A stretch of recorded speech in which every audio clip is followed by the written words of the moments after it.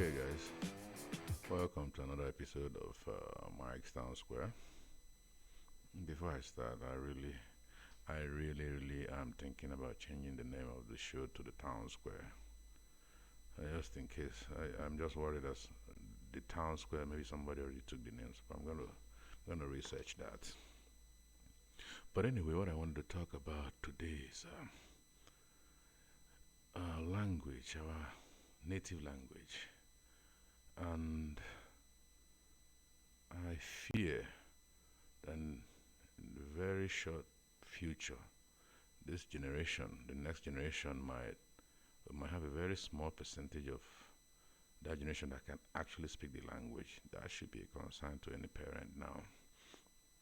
Recently, I was thrown out, so I was with some my young ones and a friend of mine with their young ones and some other cousins, young. I think it was an event, and we were talking in our native language. And all the kids around were looking at us in awe, like, what are these people speaking? It felt like a very like foreign to them. And it dawned on me that a lot of parents are not teaching their kids how to speak their native language, their mother's tongue. This is a concern because if children are not able to speak their language, there's no way they're going to be interested in knowing the tradition of their place. Which means we're raising a couple of we're raising young people that will very soon forget everything about what the tradition of their place is, what their culture is, because if you can't speak the language, you can't relate with every other thing. So I want to appeal to parents, fathers, mothers, fathers in particular, to pay attention and help these kids to know the language. Because I think there's been a misconception where some parents think that they equate, what you call it, they equate English with intelligence. I mean, it's not. We already have our first language, our own mother's tongue. Before now, start learning English as we grow. So, a child who is not fantastic in English can still be very intelligent. So that doesn't stop that child. English has nothing to do with an intelligent child, intellectuality. So it's to do is fools, not the fool. That's what I'm looking for. Let's not go on big words anyway. But the point I made is a fool. No, it's just a wrong thing. So I think parents should do better and pay attention.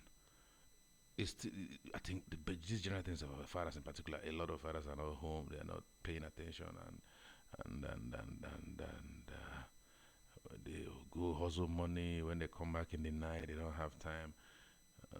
The mothers are always speaking English. So the father should pay attention and speak the native dialect. But when you come back from work at the end of the day, ask them their day, you send them errands in the language and see what they can pick up because a lot of them, a very high percentage of these kids don't know how to speak the native language.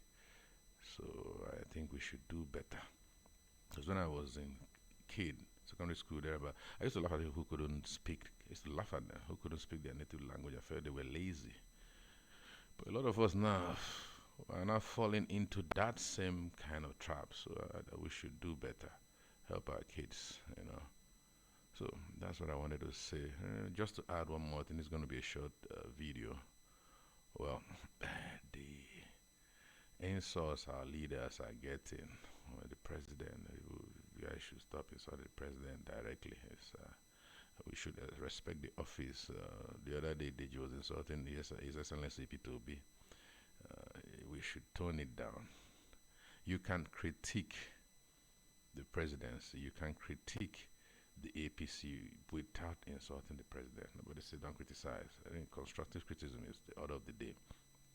When the time for election comes, if you really uh, feel that they have not done well, you come out, you get involved, you mobilize. Everybody will not be a politician.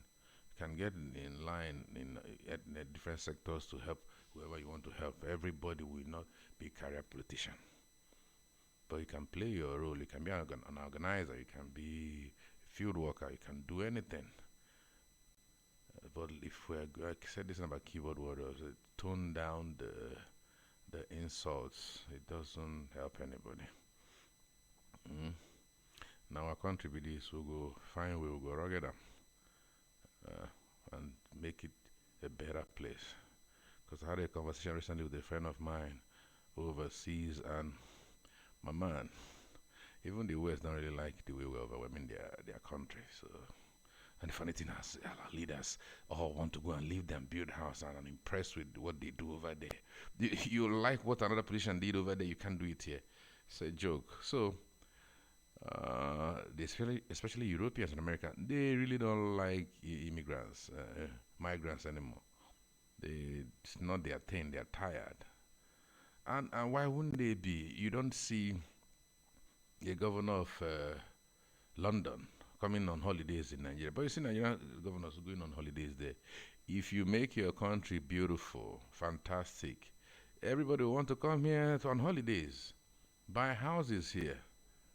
So I think it's misplaced priorities. So well, if we keep pushing, we get it. We now here we there. We'll find a way to make it work, whether they like it or not. So anyway, I'm gonna keep it short. It's gonna be a short video. So parents, please. I pushed back the budget talk I wanted to have so I can say this before I forget about it. So I'll say adieu again, and I'll catch you on the next show. I'll break down why I think they still borrow money. I made some comparisons. Our money is still way behind, even if it has gone up. So there's a need to bring in leaders, governors, chairmen who are proper managers. We need business people, managers, proper engineers. You saw this woman, Himan, is doing pretty well as an engineer. Maybe when you put the right people who have some experience, they do proper jobs.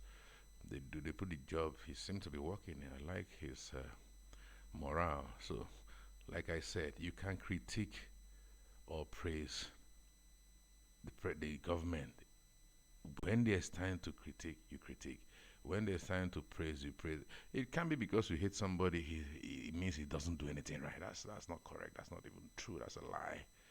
There must be something that this person that you don't agree with is doing right. It's like somebody coming to tell you as a person who doesn't like you say you can't get everything wrong. At some point you must get something right. So let's tone down the insult. And we're a conservative country, a religious country where we respect our elders. Somebody insulted the president who's an old man. Oh, man, my man, I don't understand. Somebody like say you don't get home training. I mean, let's do this the right way.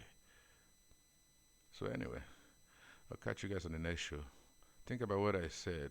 If you're in that position where your kid is not doing well in your language, if they are young, even if they are at least if they are under 20, they see hope. You start teaching now, so they are not lost completely.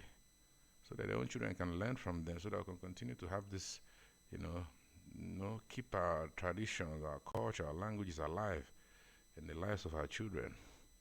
So that's what I have for you guys today. I'll catch you on the next show.